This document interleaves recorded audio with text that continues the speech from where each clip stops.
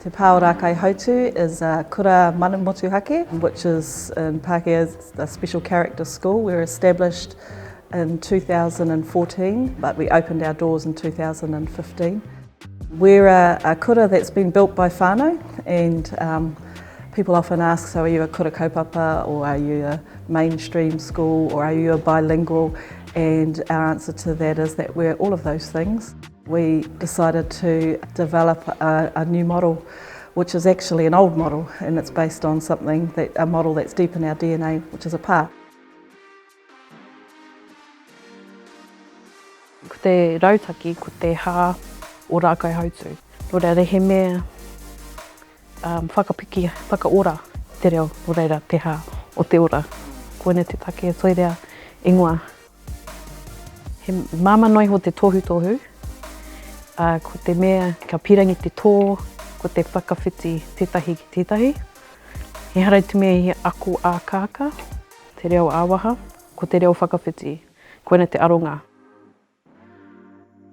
My knowledge of te hā o te ora has been around trying to look at strategies to improve te reo Māori for particularly our punanga who are struggling to learn te reo Māori. Etahi rautaki, ko te audio memory, nō reira he hōtaka hei whai, kia tō ai e rā reo i te tamaiti.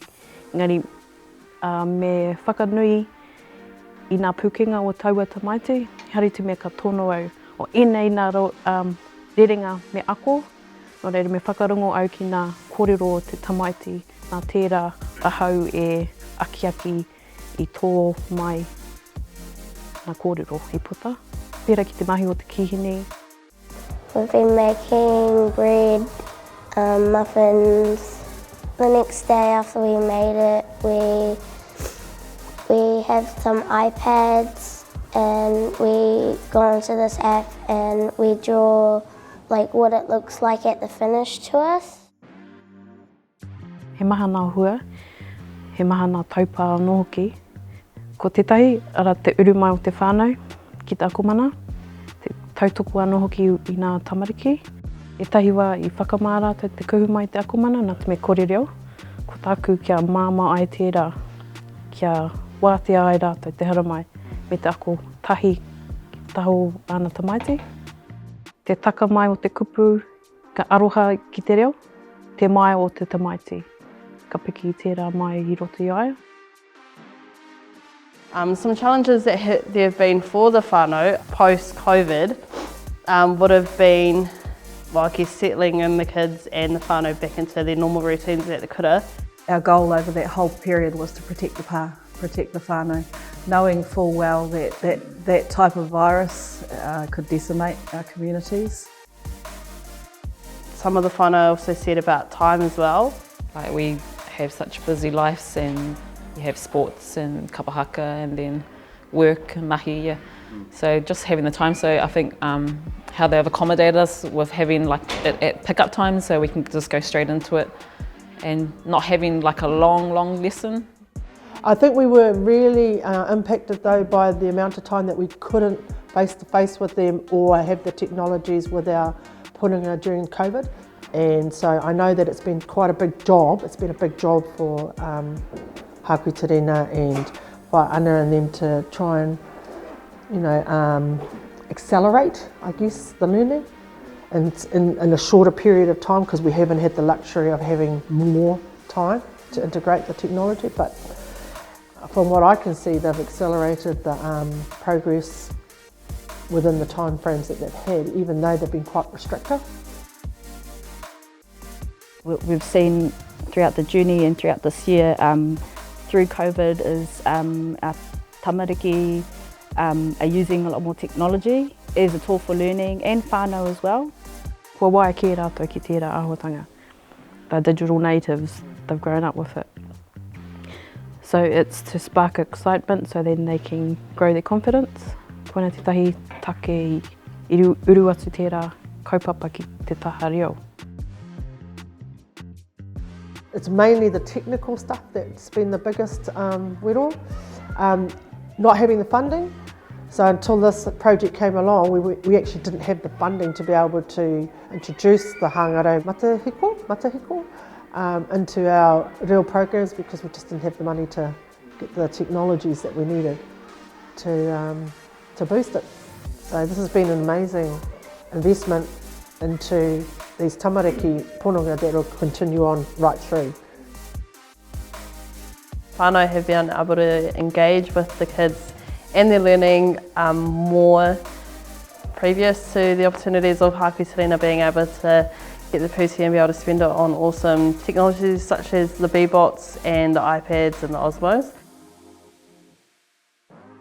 I'm seeing them using the iPads, and they're using those, and not only in their real Māori time, but they're also using it in Pāngarau, and they're using it in other, like our kaupapa time, our taiao time. They're using those technologies and things that they're learning through te hā and other curriculum areas. The kaupapa has been beneficial in the way that it's done in like a whānau atmosphere. We can bounce off each other. It's, you don't feel whakamā as what you do in other courses, and you work alongside your tamariki and you're learning about the different ways that they are learning and how we pick up on our learning. So like the visual and the, kōrero, and the games, and playing all the different games with our tamariki has been what's helped, and just making it more of a normal everyday where we kōrero i te reo Māori. I love our classes. You like the whānau all together, and we do bounce back off each other a lot. I have noticed we're speaking a lot more te reo at home. I liked we had day wānanga last weekend, which was really awesome. So we done done a bit of shopping in te reo, bit of kai, and went out to the mara. Yeah, I really enjoyed that quite a lot. The environment is it's not like sit down in a classroom, it's made fun and we all get along really well, so it makes it not so daunting. We set up a pā page, a website, and that was where our punanga went to for their mahi. We also use Zoom to communicate with our whānau, and it was challenging as well. Some whānau found it very difficult, and especially the ones that are transitioning into using technology, we found it a little bit difficult. So upskilling, we had to run small sessions with them, just how to use this, how to use that, and also we uploaded pre-recorded videos onto our website as well, so they could go there for more information. The kids have been enjoying it though. They've been able to do it in a way where they're able to lead their learning not only inside the classroom but also at home as well. The successes of our program have been seeing our tamariki grow in their self-confidence and self-belief in who they are. And not only are we seeing it through the progress through their te Reo Matatini, but also their Pāngarau, but also in other curriculum areas, and starting to see that the confidence within them, and they're shining.